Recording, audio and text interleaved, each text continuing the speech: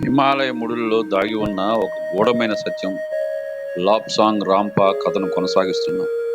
ఇంతకుముందు ఎపిసోడ్లో రాంపా జీవితం ఎలా రహస్యాలతో నిండిపోయిందో చూసాం. ఈరోజు ఆయన గురువు చేతిలో పొందిన ఆధ్యాత్మిక శిక్షణలోకి అడుగు పెడదాం. లాప్సాంగ్ రాంపా చిన్నతనంలో ఉండే విచిత్రమైన శక్తులు గమనించేవాడు.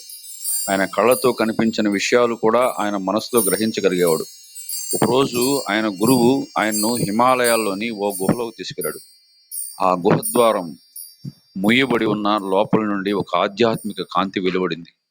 గురువుగారు ఇలా చెప్పారు: రాంపా, ఈ ద్వారం నీ జీవితంలో ఒక కొత్త మార్గం.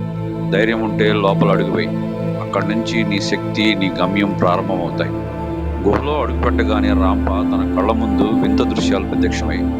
గోడలపై అక్షరాలు స్వయంగా కాంతితో రాసుకున్నట్లుగా కనిపించాయి. అక్కడ ఆయనకు మొదటిసారిగా థర్డ్ ఐ అంటే మూడవ కన్ను గురించి శిక్షణ మొదలయ్యేది.